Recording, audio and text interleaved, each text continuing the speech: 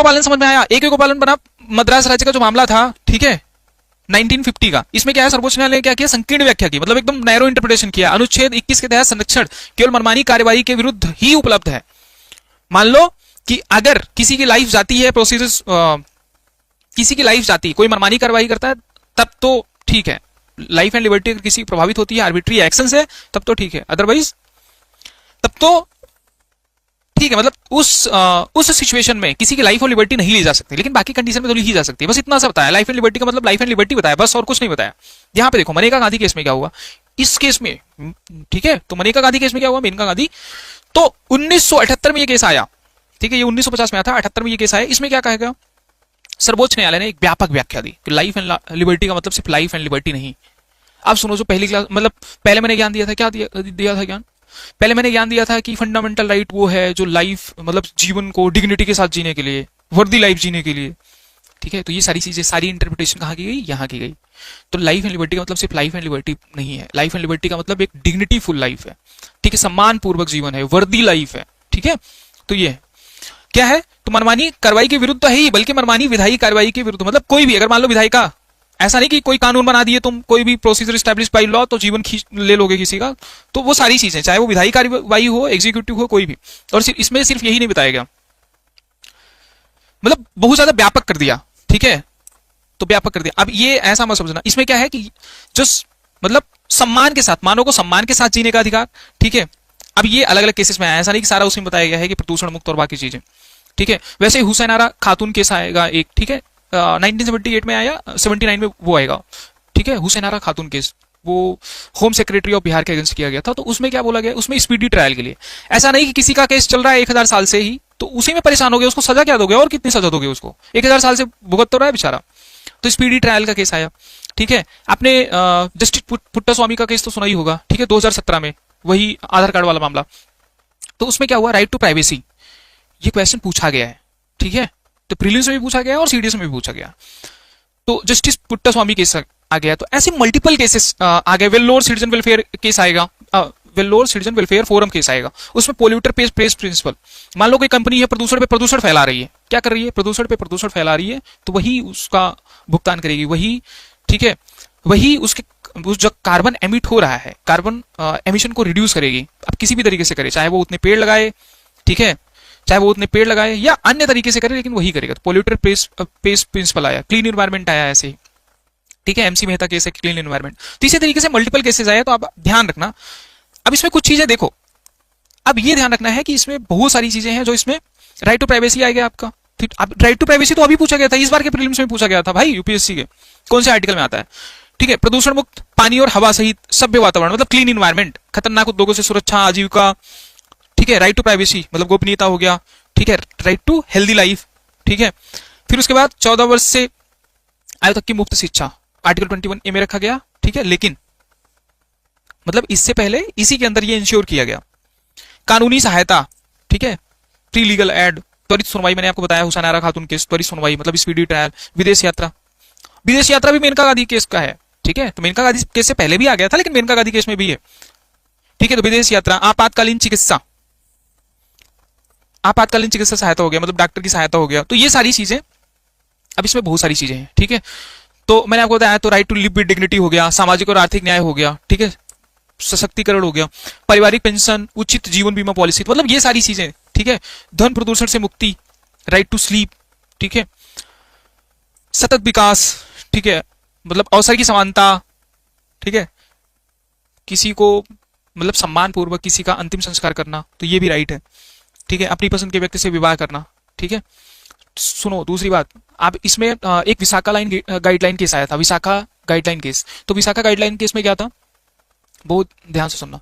तो जो post principal आया ना, prevention of sexual harassment on work place, तो ये जो बना है ना, ये उसी चीज को ध्यान में रख के बना है।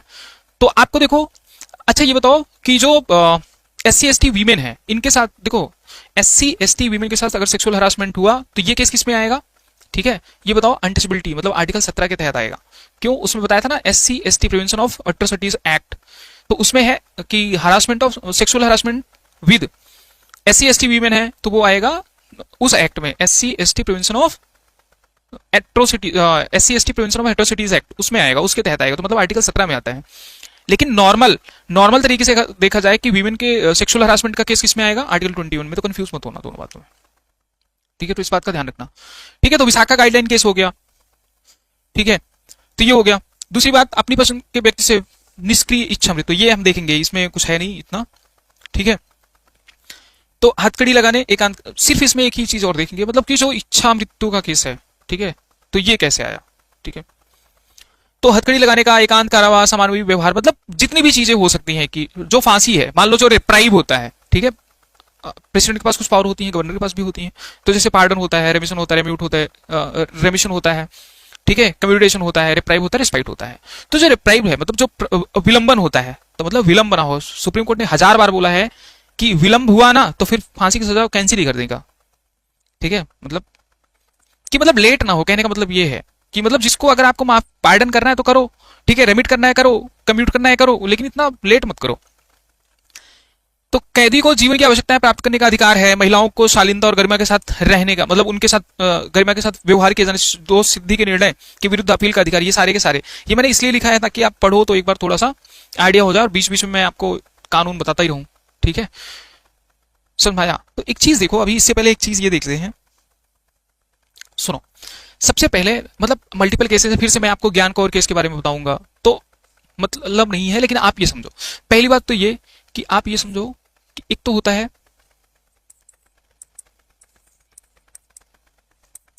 क्या आपके पास, मतलब किसी के पास पहली बात तो राइट टू सुसाइड नहीं है, ठीक है। मान लो अगर कोई कमिट करता है सुसाइड, अब उसमें दो केस हैं, मतलब मुझे लिखना नहीं चाहिए, मैं सिर्फ इसको बता रहा हूं, मैं लिखूंगा नहीं है। सुनो, पहले राइट टू सुसाइड में दो केसेस बनते हैं, सुप्रीम कोर्ट ने बोला है। सुनो, पहली बात तो ये कोई ऑफेंस नहीं है, मतलब कोई सुसाइड कर रहा है तो फिर ऑफेंस नहीं है, उसको पहले IPC 309 के तहत उसको उठा के बंद कर देते थे, मतलब कि वो एक तो बचा है, एक तो डिप्रेशन में है, ऊपर से 1 साल की सजा सुना दी उसको। तो सुप्रीम कोर्ट ने बोला तो पहली बात तो ये इनवैलिड है, मतलब ऐसा तो करो मत, ठीक है। फिर सुप्रीम कोर्ट ने अपने ही डिसीजन को आगे चल के पलटा, उसमें ये बोला कि भाई ठीक है, मतलब 309 इनवैलिड तो है, लेकिन मान लो कोई नौटंकी करने लग गया कि तुम मुझे ये अधिकार दो, मुझे यहां से टिकट नहीं मिलेगा तो फिर मैं फांसी सुसाइड कर लूंगा, तो मतलब अगर कोई नाटक करने लगे ना, मतलब कोई नौटंकी करने लगे और फिर सुसाइड की धमकी देने लगे, फिर तो ऑफेंस है, फिर तो इसको पकड़ो और ले जाओ, बंद करो। लेकिन कोई अगर डिप्रेस पर्सन है, अगर ऐसा कुछ होता है किसी के साथ में, तो वो ऑफेंस नहीं है, समझो, समझ में आया, दोनों चीजों में डिफरेंस है। दूसरी बात, आप बोलोगे, बहुत सारे बच्चे बोलेंगे ये यूथनेसिया का केस, तो समझो एक अरोड़ा साउंड का केस है, ठीक है, ठीक है, अरोड़ा सोनबा, मतलब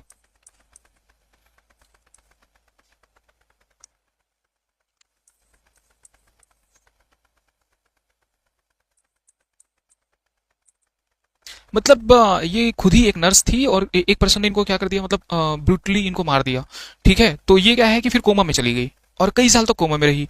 तो फिर इनकी फ्रेंड ने पिटिशन डाला, ठीक है, तो इनके फ्रेंड ने पिटिशन डाला कि कितने दिन ऐसे सर्वाइव करेंगी, ठीक है। तो क्योंकि हमारे यहाँ तो ऐसा तो है नहीं कि आप यूथनेसिया दे दो किसी को इच्छा मृत्यु दे दो, मतलब या घर वाले बोले या कोई भी बोले, तो इस केसेस में तो ऐसा कोई मतलब ऐसा कोई वर्डिक्ट था ही नहीं इससे पहले, ना ही ऐसा कोई प्रावधान है कि किसी को यूथनेसिया दी जाए।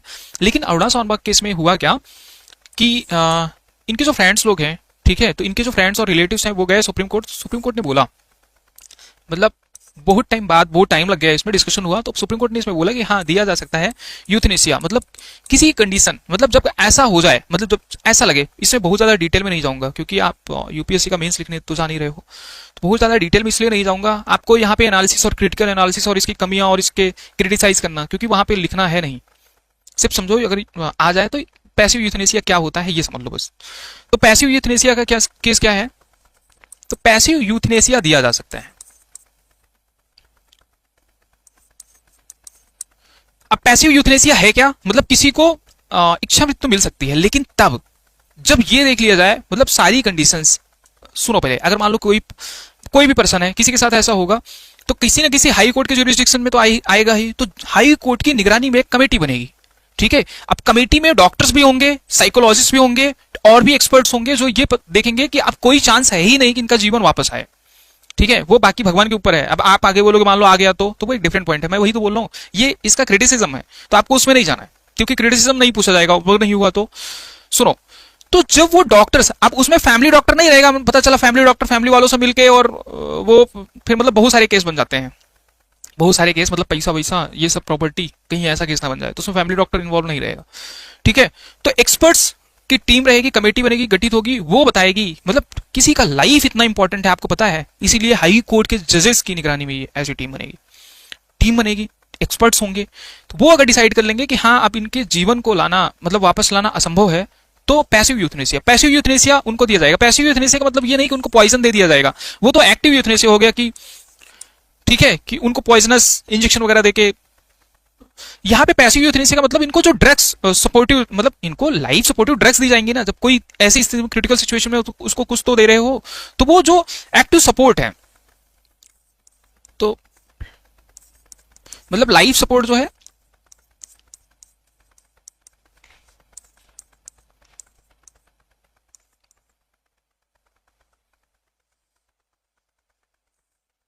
मे बी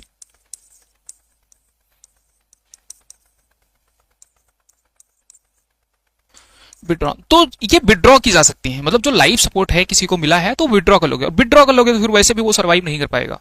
तो समझ में आया? तो इस तरीके से इसको बोलते हैं पैसिव यूथनेसिया। एक्टिव यूथनेसिया मतलब वो हमारे कंट्री में नहीं है, ठीक है, कुछ स्कैंडिनेवियन कंट्री में है, तो हमको उससे कुछ लेना देना है नहीं।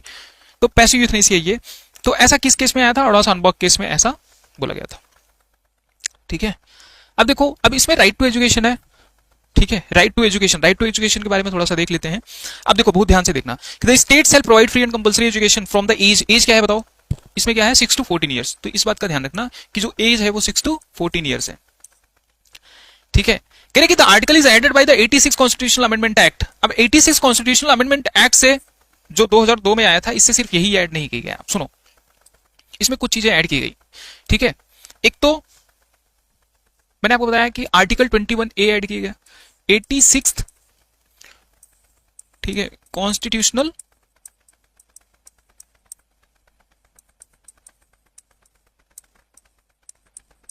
अमेंडमेंट एक्ट जो आया, ठीक है, इससे कौन सी चीज ऐड की गई? एक तो आर्टिकल 21A ऐड किया गया।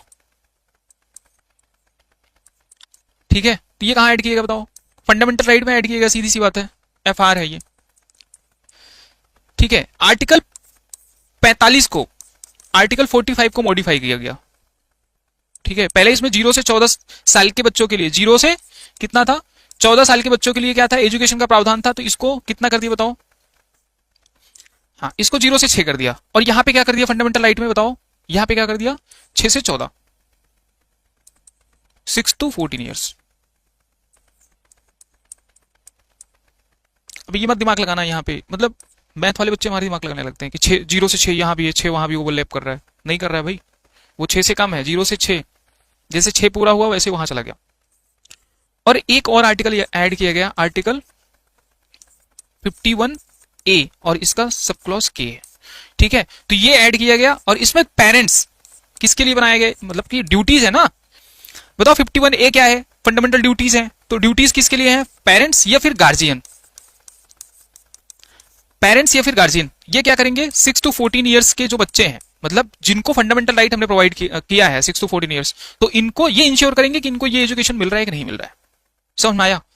और सिर्फ यही नहीं, एजुकेशन के लिए एक चौथा पॉइंट भी ऐड किया। सुनो, पहले एक एक्ट आया था, राइट टू एजुकेशन एक्ट, मतलब इन सारी चीजों को इंप्लीमेंट करने के लिए राइट टू एजुकेशन एक्ट 2009। ठीक है, तो इसमें भी बहुत सारी चीजें बताई गई, वो मैं आपको आगे बता रहा हूं, तो ध्यान से देखो। तो ये चीजें ऐड की गई, ये 86 कॉन्स्टिट्यूशनल अमेंडमेंट एक्ट से, यहां से ये 3 चीजें